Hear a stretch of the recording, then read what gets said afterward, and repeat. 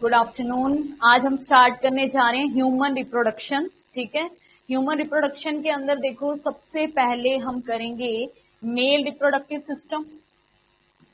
सबसे पहले क्या करेंगे? Male reproductive system. Male reproductive system के अंदर देखो बेटा, आप लोगों से क्वेश्चन क्या पूछा जाता है मेल रिप्रोडक्टिव सिस्टम का। डायग्राम देखिए, अपनी मिक्स होगी है ना। ये मेल रिप्रोडक्टिव सिस्टम का डायग्राम देखिए, इसके अंदर क्या दिखाया हुआ है। यहाँ पे मेल रिप्रोडक्टिव सिस्टम के अंदर सबसे पहले हमें टेस्टीज की स्टडी करनी है। ठीक है, टेस्टीज में यहाँ पे आपको इस तरीके से स्ट्रक्चर दिखाई दे रही है। इसे क्या बोलते हैं? एपिडिडाइमस। ये क्या है? टेस्टीज। ठीक है, एपिडिडाइमस से जो ये ट्यूब लाइक स्ट्रक्चर निकल रही है, इसे हम क्या बोलेंगे? वास डिफरेंशिया। ठीक है, नाम नहीं दिया हुआ, क्या नहीं दिया हुआ। ठीक है, इसे क्या बोलेंगे? वास डिफरेंशिया। वास डिफरेंशिया आगे जाके देखो कहाँ पे ओपन हो रही है, कहाँ पे जा रही है? ये यूरिनरी ब्लैडर के अंदर जा रही है। कहाँ पे जा रही है? यूरिनरी ब्लैडर में। यूरिनरी ब्लैडर से यहाँ पे इधर से आ रही है यूरेटर। अब यूरेटर और वास डिफरेंस दोनों आपस में जाके अटैच हो जाती हैं और एक ट्यूब में ओपन हो जाती हैं। इस ट्यूब को क्या बोलेंगे? Urinogenital track. इस ट्यूब को क्या बोलेंगे? Urinogenital track. और फिर इसके बाद में ये कहाँ पे जाके ओपन होती है? पेनिस के अंदर। ठीक है, इस स्ट्रक्चर को हम क्या बोलते हैं? पेनिस। और इसके अंदर आगे ये क्या है? फोर स्किन होती है, एक्स्ट्रा स्किन होती है, जिसे बोलते हैं फूला हुआ पार्ट होता है, उसे बोलते हैं ग्लांस पेनिस। तो ये मेल रिप्रोडक्टिव सिस्टम में आपको एक तो पैसेज लर्न करना है कि कहाँ से स्पर्म कहाँ मूव करते हैं। सबसे पहले टेस्टिस। टेस्टिस में क्या होते हैं? Testicular lobules. क्या है? Testicular lobules. ये आगे किस में ओपन हो रहे हैं? एपिडिडाइमस में। बीच में वासा इफ्रेंशिया और रिटे टेस्टिस होता है। ठीक है, वो भी अभी मैं आप लोगों को बताऊंगी। फिर यहाँ पे आपको देखो ग्लैंड्स लर्न करनी है बेटा। 3 ग्लैंड्स हैं, सेमिनल वसाइकल, प्रोस्टेट ग्लैंड और बल्बो यूरिथ्रल ग्लैंड। ठीक है, तो यहाँ पे देखो, यहाँ पे दिखा रखा है सेमिनल वसाइकल। यहाँ पे दिखा रखा है सेमिनल वसाइकल। ये है प्रोस्टेट ग्लैंड और ये क्या है? बल्बो यूरिथ्रल ग्लैंड, जिसे काउपर ग्लैंड भी बोलते हैं। आपसे क्वेश्चन क्या पूछा जाता है? सेमिनल वसाइकल है, ये 2 होते हैं। प्रोस्टेट ग्लैंड 1 होता है। बल्बो यूरिथ्रल ग्लैंड का दूसरा नाम क्या है? Cowper gland. ये भी क्या होते हैं? 2 होते हैं। ओके, फिर है यूरिनोजेनाइटल ट्रैक। फिर पेनिस में ओपन हो रहा है और इसकी कोर स्किन को क्या बोलते हैं? Glans penis. ये जो सेमिनल वसाइकल से जो न्यूट्रिएंट्स निकलते हैं प्रोस्टेट ग्लैंड से, बल्बो यूरिथ्रल ग्लैंड से, देखो सेमिनल वसाइकल से जो लिक्विड निकलता है व्हाइट कलर का, वो क्या है? स्पर्म्स को न्यूट्रिशन प्रोवाइड करता है, स्पर्म को नरिश करता है। स्पर्म को क्या करता है? नरिश करता है।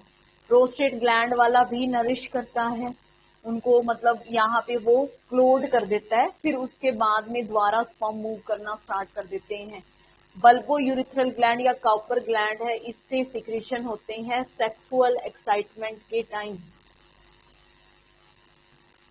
सेक्सुअल एक्साइटमेंट के टाइम व्हाइट कलर का लिक्विड सिक्रीट करना, ताकि पेनिस को फ्रिक्शन से बचाया जा सके। ठीक है, तो ये यहाँ पे सिंपल सा डायग्राम है किसका? मेल रिप्रोडक्टिव सिस्टम का। कुछ इंपॉर्टेंट पॉइंट्स होंगे वो मैं आप लोगों को करवा दूंगी। नेक्स्ट डायग्राम और देखो बेटा, ये यहाँ पे क्या दिखा रखा है? उसी का व्यू है। जैसे यहाँ पे ये क्या दिखा रखा है बेटा, देखो टेस्टिस है। टेस्टिस जिस सैक के अंदर प्रेजेंट होते हैं उसे क्या बोलते हैं? Scrotum sac.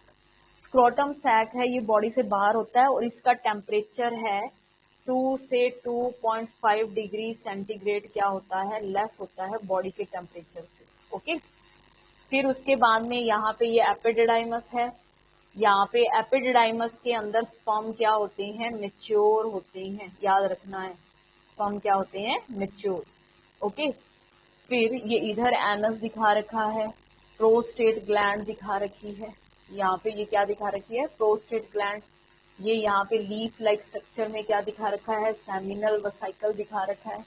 ठीक है, इधर क्या है, यूरिनरी ब्लैडर दिखा रखा है, वास डिफरेंस, जो ये ट्यूब जा रही है ये क्या है, वास डिफरेंस। और यहाँ पे वास डिफरेंस और यूरेटर दोनों क्या है, मिक्स हो जाएंगी और क्या बना देगी, जैसे यूरिथ्रा लिखा हुआ है, ये यूरिनोजेनाइटल ट्रैक है। देखो यूरिनोजेनाइटल ट्रैक का मतलब क्या होता है, यूरिनोजेनाइटल ट्रैक का मतलब क्या है, ऐसा ट्रैक जहां से यूरिन और स्पर्म पास आउट होते हैं। यानी मेल के अंदर क्या होता है बेटा, मेल में यूरिन और स्पर्म को पास आउट करने के लिए एक ही वे होता है। ठीक है, इसीलिए उसे क्या बोलते हैं, यूरिनोजेनाइटल ट्रैक बोल देते हैं। और देखिए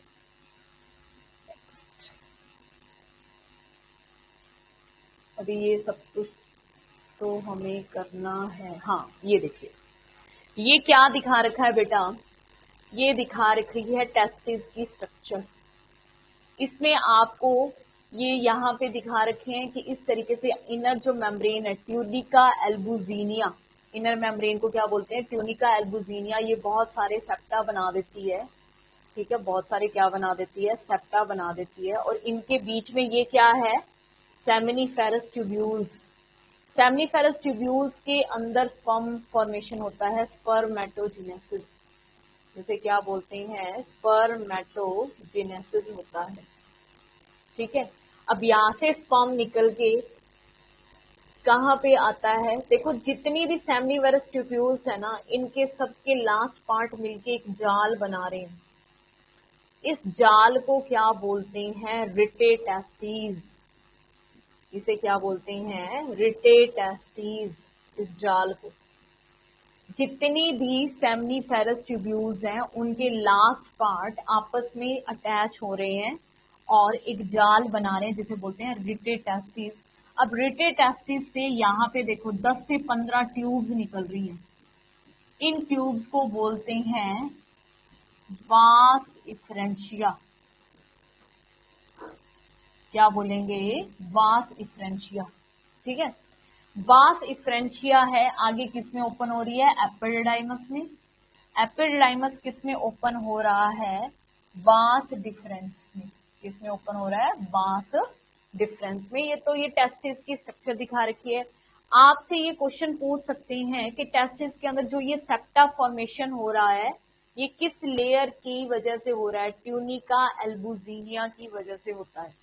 किसकी वजह से होता है, ट्यूनिका एल्बुजिनिया की वजह से होता है। ठीक है, अब इसके अंदर आगे देखो बेटा,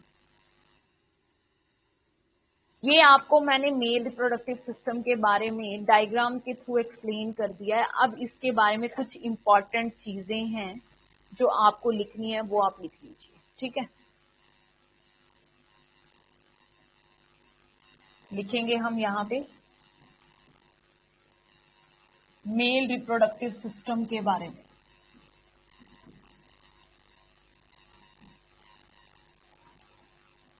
सबसे पहला क्वेश्चन देखो मेल रिप्रोडक्टिव सिस्टम का आप लोगों से क्या पूछा जाता है कि इनके अंदर प्राइमरी रिप्रोडक्टिव ऑर्गन का नेम क्या है। ठीक है, प्राइमरी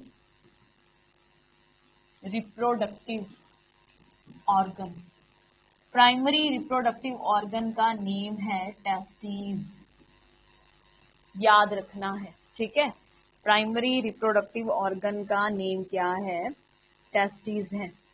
और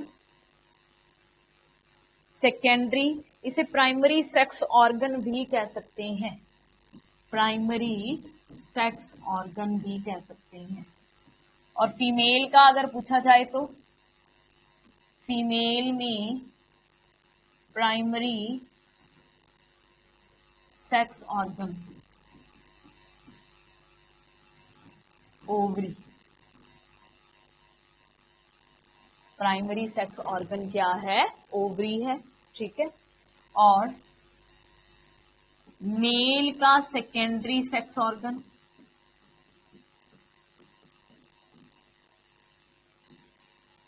फीमेल के सेकेंडरी सेक्स ऑर्गन, सब इकट्ठा ही लिख लो।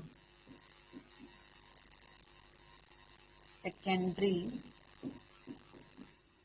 सेक्स ऑर्गन मेल और फीमेल दोनों का लिख लीजिए। मेल के सेकेंडरी सेक्स ऑर्गन्स के नेम लिख लीजिए। Epididymis, vas deferens, seminal vesicle. Epididymis, vas deferens, seminal vesicle,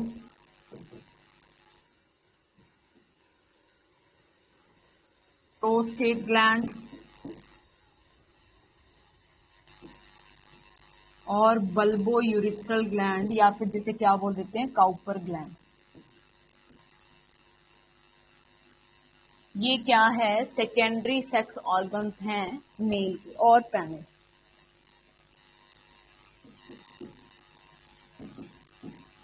female में लिख लीजिए secondary sex organ fallopian tube, जिन्हें आप क्या बोलते हैं? ओविडक्ट भी बोलते हैं।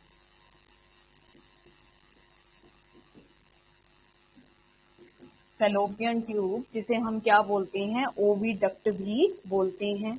यूट्रस, वजाइना और Bartholin gland. Uterus, vagina and Bartholin gland, ठीक है भाई। तो ये आपको याद रखना है क्योंकि ये क्वेश्चंस पूछे जाते हैं। मेल में प्राइमरी सेक्स ऑर्गन फीमेल का, मेल में सेकेंडरी सेक्स ऑर्गन फीमेल में सेकेंडरी सेक्स ऑर्गन कौन कौन से हैं। अब देखिए, टेस्टिस एंड ओवरीज है वो कौन सी लेयर से अराइज होते हैं? ये आप लिख लीजिए, मीजोडर्म से अराइज होते हैं। ये हमारा हो गया, ये हमारा हो गया, ये नहीं हुआ है, पीछे चलो।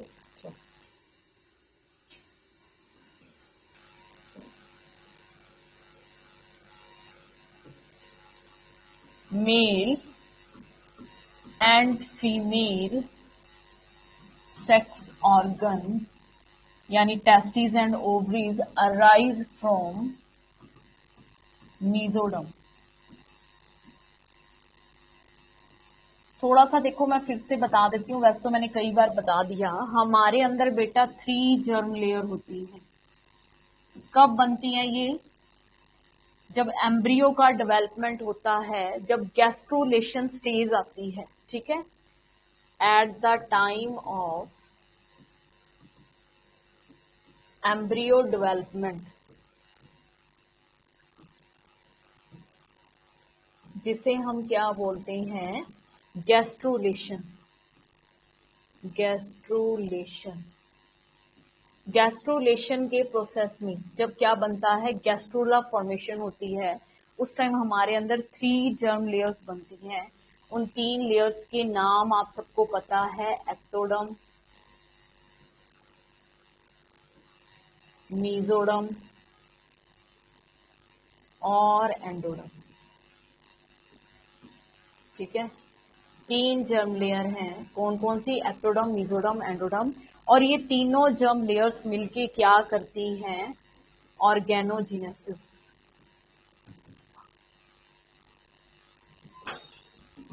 ऑर्गेनोजेनेसिस का मतलब क्या है बेटा? ऑर्गन फॉर्मेशन, ठीक है। हमारे सारे ऑर्गन्स बनते हैं। तो भाई टेस्टिस और ओवरीज कौन सी लेयर बनाती है? मीजोडर्म बनाती है, ये आपको याद रखना है, ओके। उसके बाद में देखिए, मैंने आपको ये बताया है कि जो मेल सेक्स ऑर्गन है वो एक सैक लाइक स्ट्रक्चर के अंदर प्रेजेंट होते हैं। टेस्टिस सैक लाइक स्ट्रक्चर में होते हैं, जिसे बोलते हैं स्क्रोटम, सैक और इसका टेम्परेचर 2 से 2.5 डिग्री क्या होता है, लेस होता है। इसकी जो मसल्स होती है उनको बोलते हैं डार्टोज मसल्स।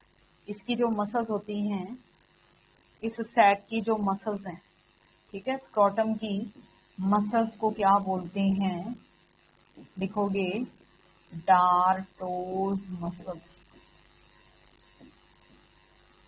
क्या बोलते हैं, डार्टोज मसल। ये टेम्परेचर को मेंटेन रखने में हेल्प करती है। उसके बाद में देखिए, हर एक टेस्टिस है वो इस तरीके से, मतलब नीचे टेस्टिस है वो आके अंदर अपनी एब्डोमेन के अंदर अटैच होते हैं। कहाँ पे अटैच होते हैं, एब्डोमेन के अंदर। तो यहाँ पे एक कोड होती है जिसे बोलते हैं स्पर्मेटिक कोड। क्या बोलेंगे, स्पर्मेटिक कोड, ठीक है। यहाँ पे एक हड्डी सी होती है, इसे बोलेंगे स्पर्मेटिक कोड, जिसकी हेल्प से टेस्टिस हैं वो एब्डोमिनल कैविटी में अटैच रहते हैं। टेस्टिस किस में अटैच रहते हैं, एब्डोमिनल कैविटी के अंदर। ओके, उसके बाद में यहां पर हम क्या कहेंगे, स्क्रोटम में इस जो जगह के ऊपर यहाँ पे फाइबर्स होते हैं, कार्टिलेजिनस फाइबर्स, जो टेस्टिस को स्क्रोटम सैक के साथ अटैच करके रखते हैं। इन्हें बोलते हैं गुबर्नेकुलम।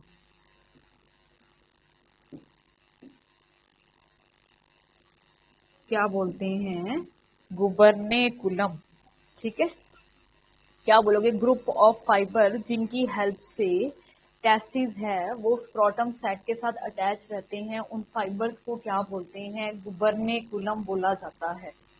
क्या बोलेंगे, गुबर्नेकुलम, ठीक है। इसके बाद में देखिए एक टर्म हमें याद करनी है, क्रिप्टोचिडिज्म। क्या होता है क्रिप्टोचिडिज्म, देखो बेटा, क्रिप्टोचिडिज्म,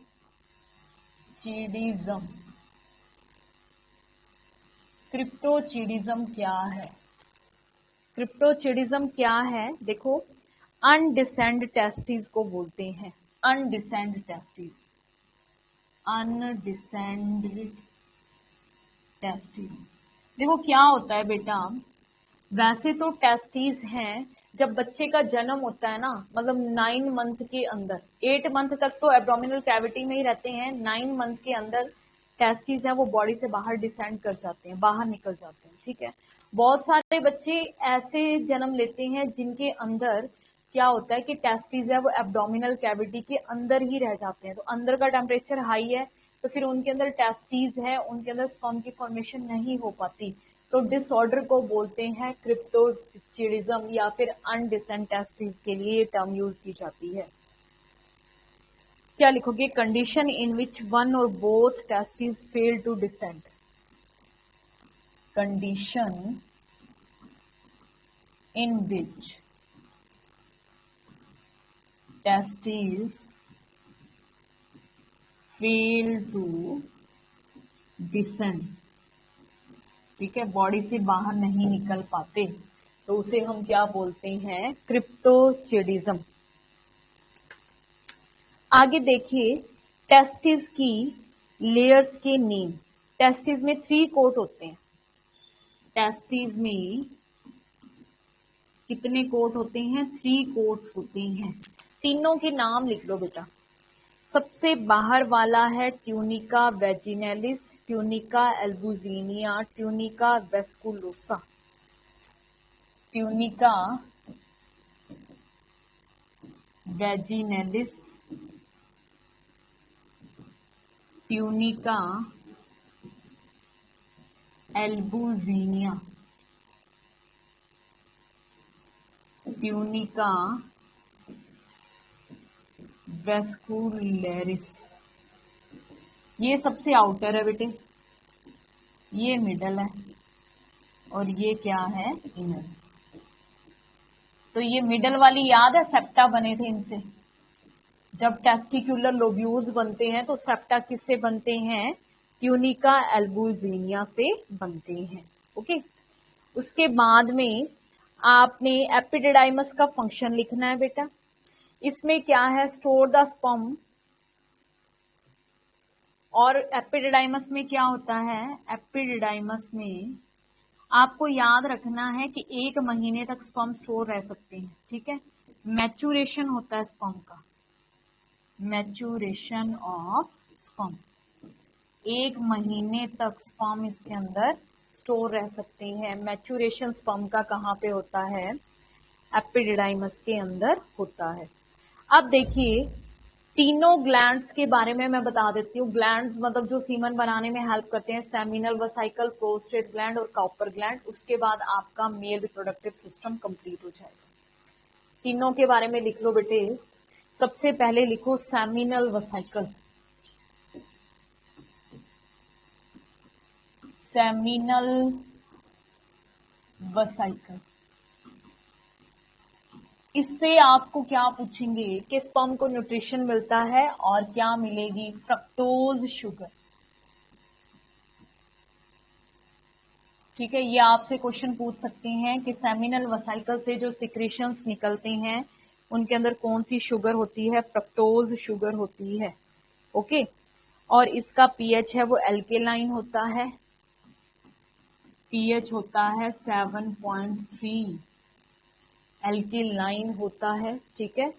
और सेमिनल वेसिकल का जो सिक्रीशन है वो 60 से 70% पार्ट बनाता है सीमन का, 60 to 70% पार्ट ऑफ सीमन कौन बनाता है, सेमिनल वेसिकल। बस ये आपको मेन याद रखना है, इसमें फ्रक्टोज शुगर होती है जो स्पर्म्स को नरिश करने में हेल्प करती है, okay.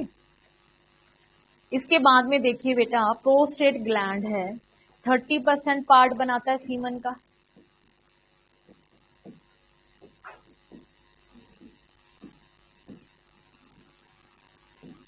30% part of semen. Semen का 30% पार्ट कौन बनाता है, प्रोस्टेट ग्लैंड बनाती है। और प्रोस्टेट ग्लैंड से क्या सिक्रीट होता है, प्रोस्टेट ग्लैंड के सिक्रीशन में सिट्रिक एसिड, कैल्शियम फॉस्फेट होता है, सिट्रिक एसिड,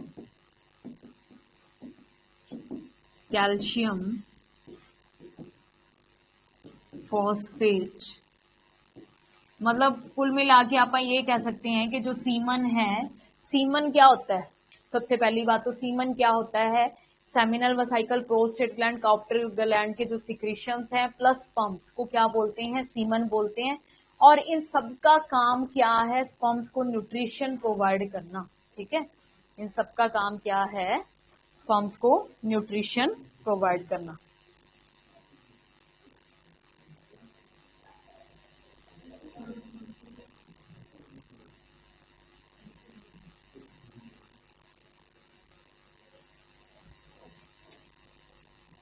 चलो देखो भाई आगे, काउपर ग्लैंड है, काउपर ग्लैंड क्या है, इसका दूसरा नाम क्या है, बल्बो यूरिथ्रल ग्लैंड, ठीक है।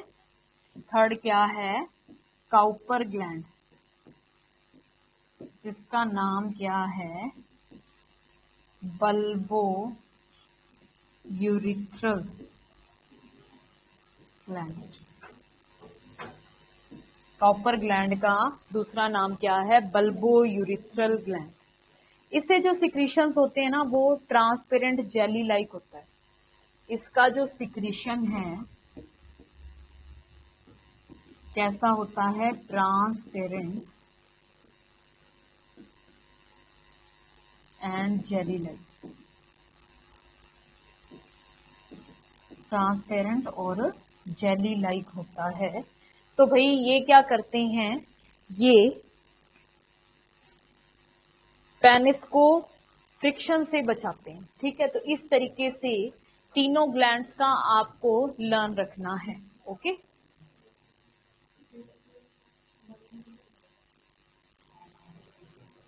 नेक्स्ट है सेमनीफेरस ट्यूब्यूल। सेमनीफेरस ट्यूब्यूल देखिए, एक बार आप पिछला देख लेते हैं, सारा हो गया क्या, ये भी हो गया, ये भी मैंने करा दिया, ये भी करा दिया, ये भी हो गया अपना, ये भी हो गया, डन, ये भी हो गया, ठीक है। पीछे कोई डायग्राम तो नहीं है, ओके डन। चलो भाई अब देखो आगे।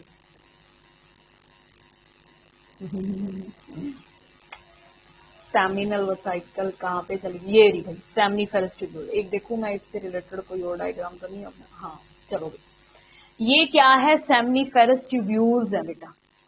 सेमनीफेरस ट्यूब्यूल्स जब मैंने टेस्टिस के अंदर करवाया था तो टेस्टिस में अपन इस तरीके से ऐसे ऐसे ऐसे ऐसे ऐसे अपन स्ट्रक्चर बनाई थी और इनके बीच में ऐसे ऐसे ऐसे था, है ना। मैंने आपको बताया था ये सेमिनीफेरस ट्यूब्यूल है। ये क्या है, सेमिनीफेरस ट्यूब्यूल है। एक टेस्टिस में कितनी सेमनीफेरस ट्यूब्यूल्स होती हैं, ये क्वेश्चन आप लोगों से पूछा जाता है। एक टेस्टिस के अंदर total number of seminiferous tubules एक टेस्टिस में 750 से 1000 तक। देखो भाई एक के अंदर है ना 1 से 3 तक होती है, ठीक है। एक चैम्बर के अंदर 1 to 3 सेमिनीफेरस ट्यूब्यूल्स होती हैं।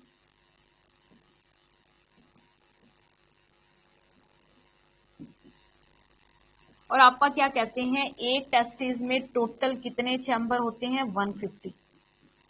तो 150 को 3 से मल्टीप्लाई करो बेटा, कितना हो जाएगा 750।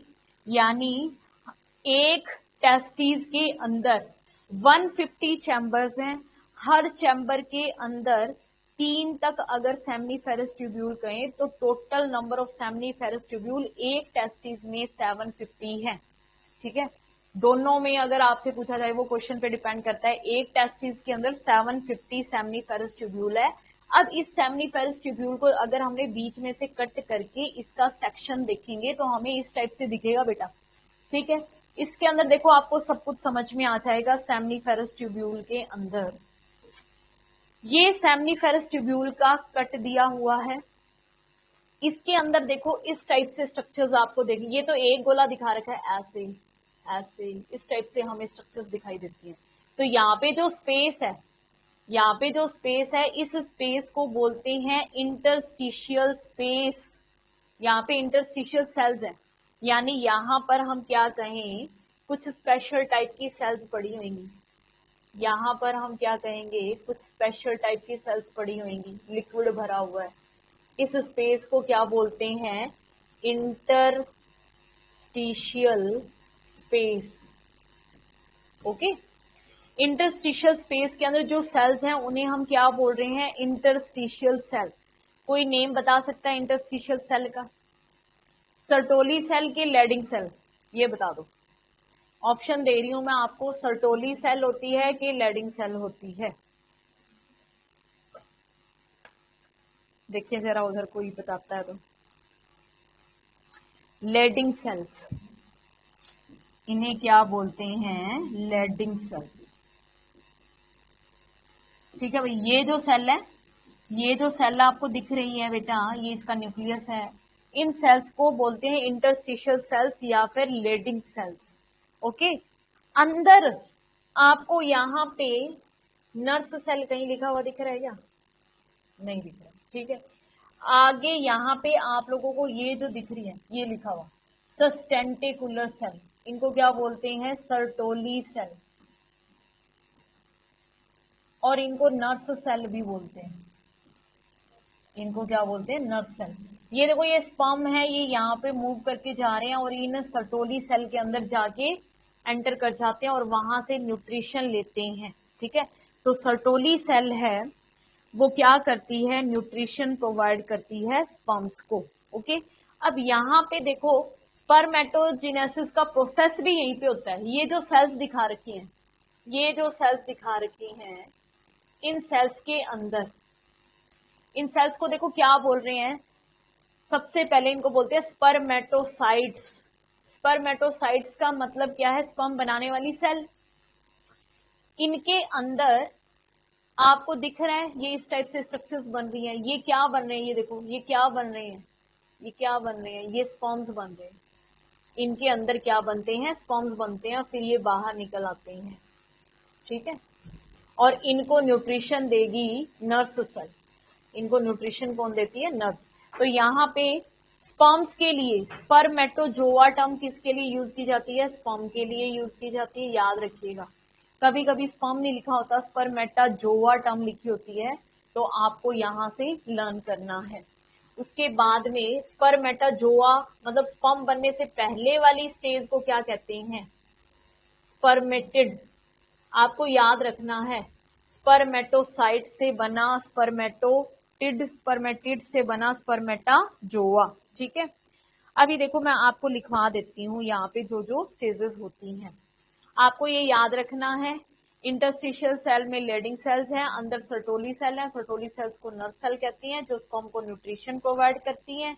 ठीक है, और ये चेकिंग भी करती हैं कि स्पर्म बिल्कुल सही है या नहीं है।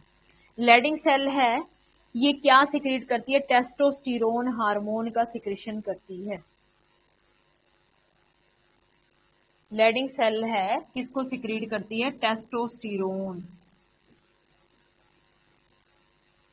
हार्मोन। किसको सिक्रीट करती है? टेस्टोस्टेरोन हार्मोन को सिक्रीशन करती है। अब देखो बेटा, मैं यहाँ पे कुछ लिख देती हूँ, आपने वो नोट करना है। स्पर्म बनाने वाली सेल्स को देखो, जो अभी मैंने सेमिनिफेरस ट्यूब्यूल्स के अंदर जो सेल्स दिखाई है ना, एक डायग्राम दो, ये क्या है ओवरीज का,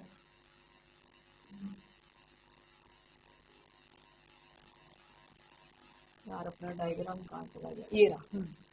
ये देखो बेटा, यहां से आपको याद रखना है, जो अभी मैंने आपको वो दिखाई थी सेमिनिफेरस ट्यूब्यूल, इस तरीके से दिखाई थी सेमिनिफेरस ट्यूब्यूल।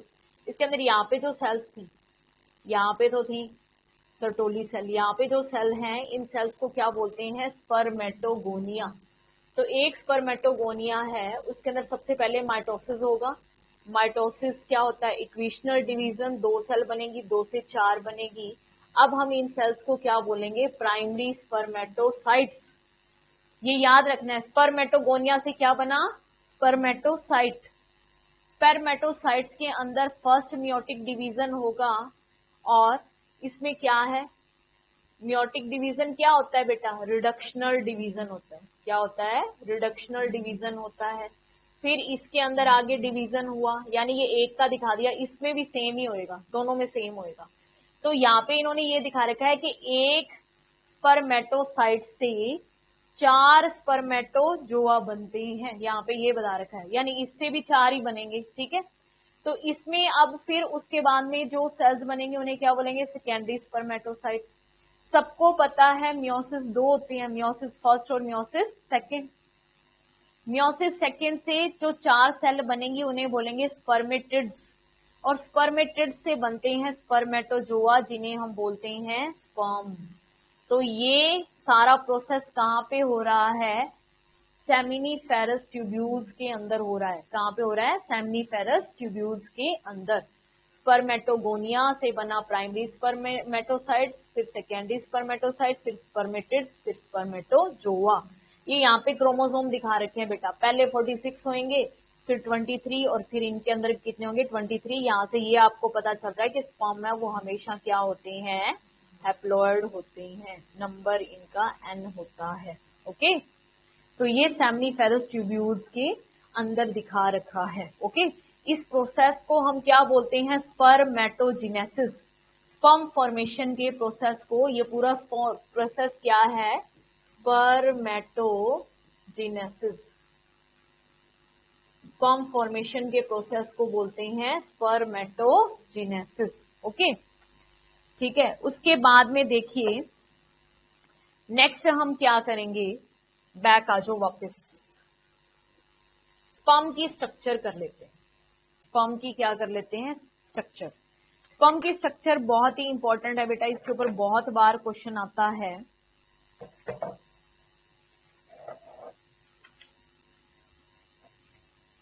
एक तो क्वेश्चन है, स्पर्म 3 पार्ट्स के अंदर डिवाइड है, head, middle, tail, middle piece और टेल। पहला पार्ट, दूसरा पार्ट, तीसरा पार्ट। स्पर्म कितने पार्ट्स में डिवाइड है? 3 पार्ट्स में डिवाइड है, हेड, मिडल पीस और टेल के अंदर। हेड के ऊपर एक कवरिंग होती है जिसे बोलते हैं एक्रोसोम, और इसके अंदर क्या होते हैं? ये देखो, ये वाली जो कवरिंग है इसे क्या बोला है? एक्रोसोम। और इसके अंदर क्या है? डाइजेस्टिव एंजाइम, या फिर इनको क्या बोलते हैं? लाइटिक एंजाइम्स होते हैं। मतलब ये क्या है, एग को तोड़ने में हेल्प करते हैं। एक्रोसोम किस में हेल्प करेगा, एग की पेनेट्रेशन में, यानी फर्टिलाइजेशन के अंदर हेल्प करता है। किसमें हेल्प करता है, फर्टिलाइजेशन के अंदर हेल्प करता है। एक्रोसोम है, उसके बिल्कुल आगे वाले पार्ट को देखो, यहां पे एक और कवरिंग होती है जिसे बोलते हैं गैलिया कैपेटिस। गैलिया कैपेटिस कुछ नहीं है, कैप लाइक स्ट्रक्चर है, ठीक है। बाई चांस अगर आप लोगों से पूछ लिया जाए तो, अदरवाइज इसका कुछ नहीं करना है, कैप को बोला है। फिर आ गई है भाई मिडल पीस। मिडल पीस सबसे ज्यादा इंपॉर्टेंट है बेटा, क्योंकि यहाँ पे देखो, पहले तो यहाँ पे एक सेंट्रियोल प्रेजेंट होता है। सेंट्रियोल है वो किस में हेल्प करेगा, सेल डिवीजन में हेल्प करेगा। जब स्पर्म है वो एग के अंदर एंटर कर जाता है, फिर जाइगोट बनता है, जाइगोट के अंदर डिवीजन स्टार्ट होते हैं ना, 2 से 4, 4 से 8 सेल बनना, तो ये सेंट्रियोल ये वाले हेल्प करते हैं, ठीक है।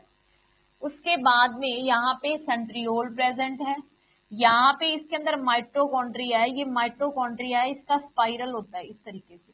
इसके ऊपर क्वेश्चन आता है कि स्पर्म के माइटोकॉन्ड्रिया को क्या बोलते हैं, निवेन कर्ण। स्पाइरल माइटोकॉन्ड्रिया होता है,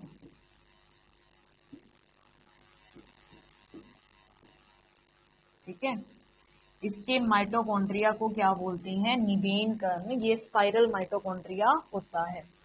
इसके बाद में इसके अंदर देखो, यहाँ पे अंदर क्या दिखा रखी है, ये कॉलर, ये देखिए टेल पार्ट बनाने में जो हेल्प कर रही है, containing many mitochondria, okay. Nucleus के अंदर कितने क्रोमोसोम होंगे, 23 होंगे, हाफ होगा पता ही है, एन ही होते हैं। टेल है, टेल को हम फ्लैजिला कह सकते हैं। देखो इसकी हेल्प से स्पर्म है वो मूव करता है। एक बार एक क्वेश्चन आया था कि ह्यूमन बीइंग के अंदर ऐसी कौन सी सेल है जिसके अंदर फ्लैजिला है। पहली ऐसी सेल, फर्स्ट सेल है हमारे अंदर, वो भी मेल्स के अंदर, है ना। फर्स्ट ऐसी सेल है जिसके अंदर फ्लैजिला होता है, यानी एक ऐसी सेल है जो मूव करके एक जगह से दूसरी जगह जा सकती है, ओके। टेल है, सबसे लंबी होती है, मूवमेंट में हेल्प करती है। मेन यहाँ पे एक ही क्वेश्चन बनता है कि माइटोकॉन्ड्रिया का नाम क्या है, निवेन कर्ण। क्या नाम है, निवेन कर्ण, ओके। इसके बाद में देखिए बेटा,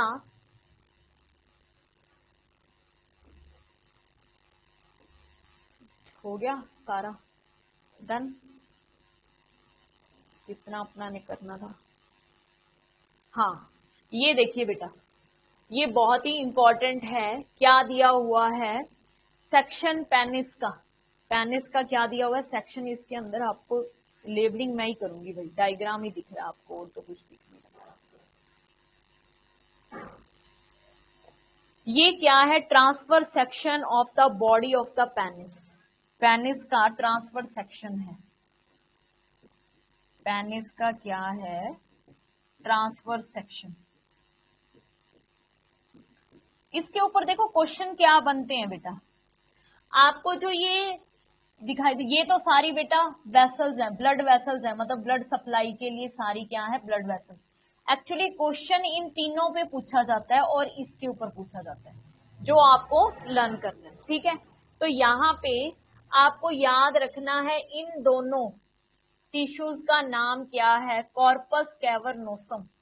इन दोनों का नाम क्या है, ये यहाँ पे लिखा हुआ है बेटा, यहाँ पे लिखा हुआ है कॉर्पस कैवर्नोसम, ठीक है। दो ऊपर एक नीचे, दो होते हैं कॉर्पस कैवर्नोसम, और नीचे वाले को बोलते हैं कॉर्पस स्पॉन्जियोसम। और आपसे क्वेश्चन क्या पूछा जाता है, यूरिथ्रा किस चैम्बर में होती है। यूरिथ्रा, ये यूरिथ्रा है बेटा, ये क्या है, यूरिथ्रा है। यूरिथ्रा या फिर इसे यूरिनोजेनाइटल ट्रैक भी बोल सकते हो, यूरिनोजेनाइटल ट्रैक। ये क्वेश्चन पूछते हैं, यूरिनोजेनाइटल ट्रैक है वो किसके अंदर होता है, किसके अंदर होता है, कॉर्पस स्पॉन्जियोसम के अंदर होता है। ठीक है,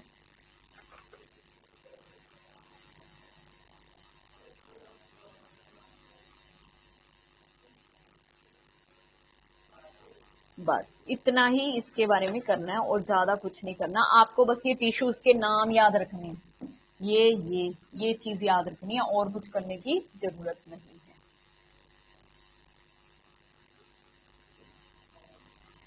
ये क्या है? Mammary glands. देखो बेटा, memory gland, milk secreting glands, ये फीमेल का फीचर है। मेमोरी ग्लैंड्स हैं, ये क्या होती हैं? मिल्क सिक्रीटिंग ग्लैंड्स होती हैं, फीमेल का फीचर होता है। इसके अंदर देखो आपको क्या याद रखना है कि मेमोरी ग्लैंड्स हैं, इनको आप ब्रेस्ट भी बोलते हैं। इनका जो साइज है वो किस पे डिपेंड करता है? फैट की स्टोरेज पे डिपेंड करता है। मतलब कितनी फैट स्टोर हो रही है, उसी की वजह से ब्रेस्ट का साइज उतना ही इंक्रीज हो जाता है। आपको यहाँ पे सब कुछ दिया हुआ है, जैसे यहाँ पे क्या दिया हुआ है? ये जो लोब्स है, अब स्टार्टिंग से अगर हम शुरू करें, लेक्टिफेरस डक्ट है। ये क्या है? लेक्टिफेरस डक्ट, मतलब जिनसे मिल्क का सिक्रेशन होगा। लेक्टिफेरस डक्ट हैं, वो क्या है? लेक्टिफेरस डक्ट है, वो आगे जाके फूली हुई स्ट्रक्चर्स में ओपन हो रही है। जहां पर भी स्वोलन स्ट्रक्चर्स होती है ना बेटा, उनको बोलते हैं एम्पुला। आपसे ये क्वेश्चन पूछ सकते हैं, लेक्टिफेरस ग्लैंड्स किस में ओपन होती है? किस में होती है? एम्पुला के अंदर होती है।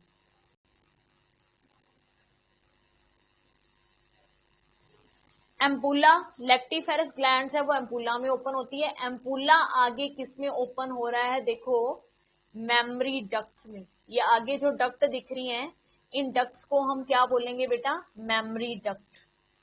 सबसे पहले है लेक्टिफेरस डक्ट। लेक्टिफेरस डक्ट मतलब लेक्टिफेरस डक्ट तो देखो बाहर ओपन हो रही है, ठीक है।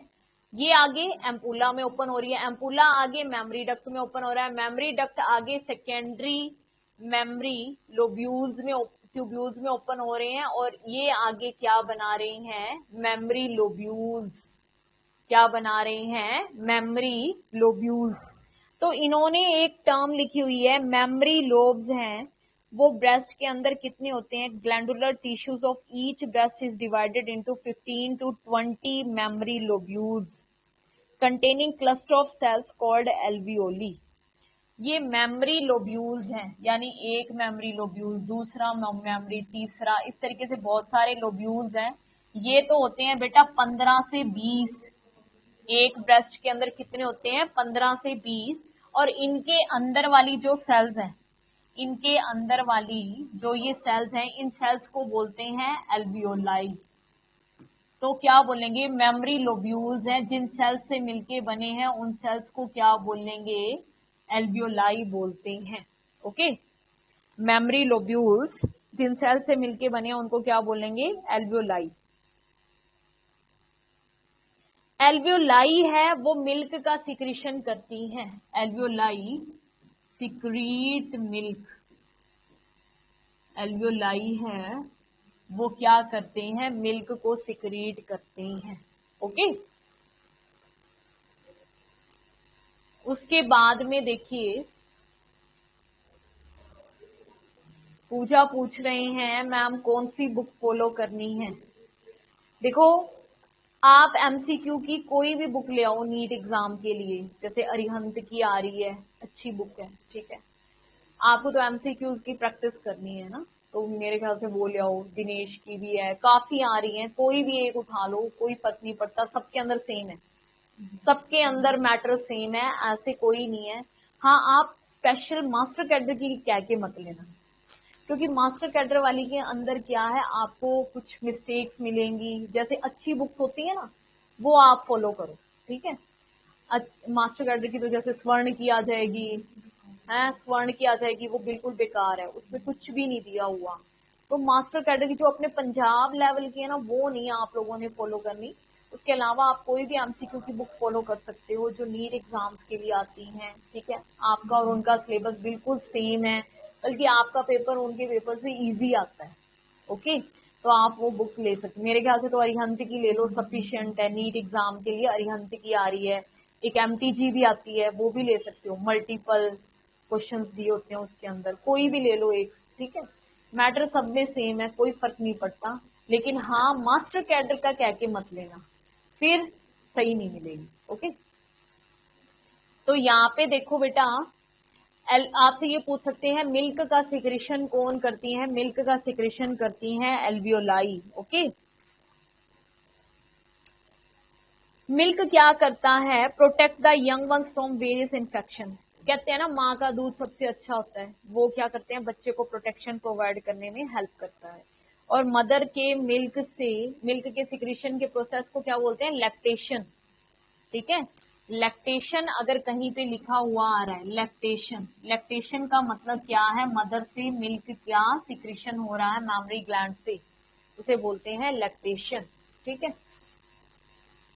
तो ये हो गया है आपका मैमरी ग्लैंड्स।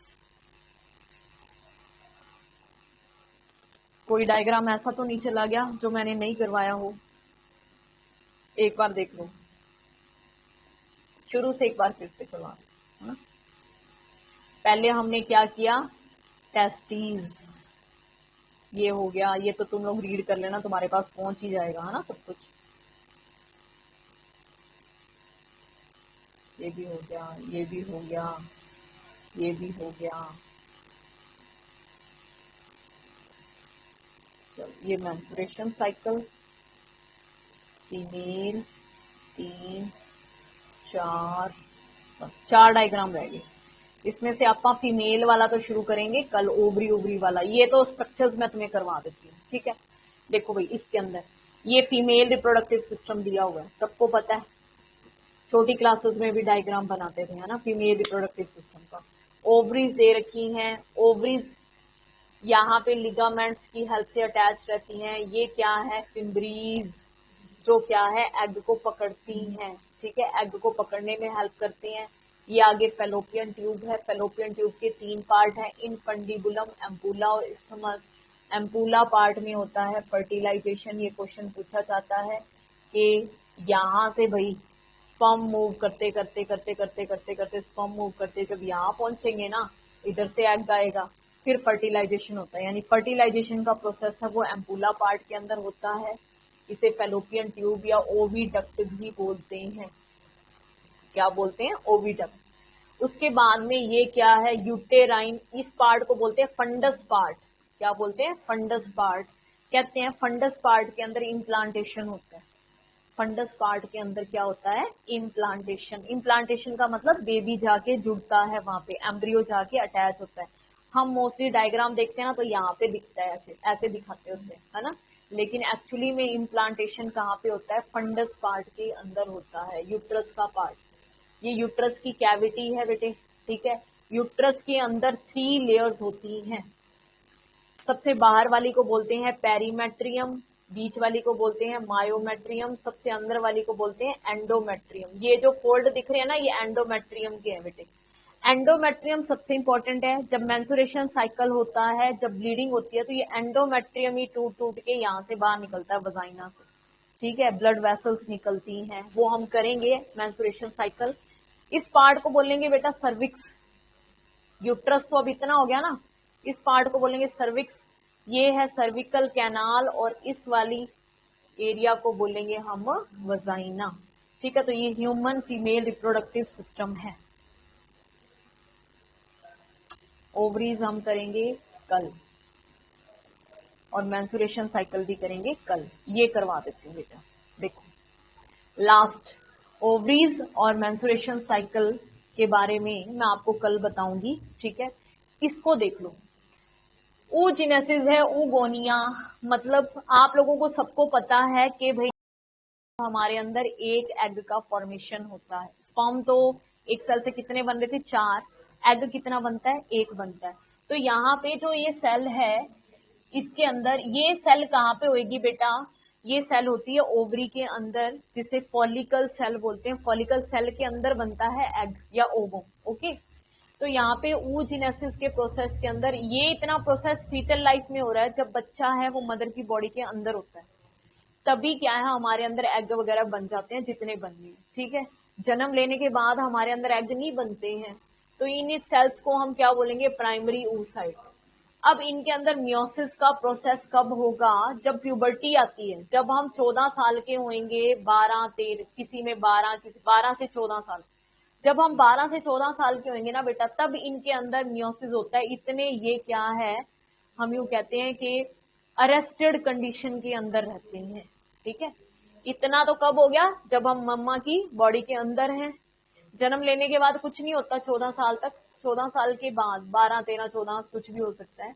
उसके बाद में क्या है, इसमें मियोसिस स्टार्ट होता है, 2 सेल बनेंगी, लेकिन एक को बोलेंगे फर्स्ट पोलर बॉडी और एक को बोलेंगे सेकेंडरी oocyte। इसे फर्स्ट पोलर बॉडी, यहाँ पे देखो ये छोटी क्यों रह जाती है, अनइक्वल साइटोकाइनेसिस हो जाता है। अनइक्वल साइटोकाइनेसिस का मतलब इसमें तो साइटोप्लाज्म होता ही नहीं है, सारा साइटोप्लाज्म इसमें आ जाता है, इसे बोलते हैं सेकेंडरी oocyte। फिर इसमें फिर से मियोसिस सेकंड होएगा, फिर वही अनइक्वल साइटोकाइनेसिस हो जाता है, तो इसके अंदर साइटोप्लाज्म आता नहीं है, तो ये क्या है, इसको नाम दे देते हैं सेकंड पोलर बॉडी, और ये क्या बन जाता है, ओवम बन जाता है। तो भाई एक एक सेल है, उसको first polar body, second polar body क्यों कह रहे हैं, क्योंकि थोड़े टाइम के बाद डिस्ट्रॉय हो जाती हैं, क्योंकि इनके अंदर क्या है, साइटोप्लाज्म नहीं होता है। ओके, इसे मैं आपको और डिटेल में करवाऊंगी जब हम ओवरी का डेवलपमेंट करेंगे। ओके बेटा, चलो ठीक है भाई, बाय बाय, मिलते हैं कल, फिर कल ही पूरा होएगा, ये चैप्टर थोड़ा सा लेंथी है ना।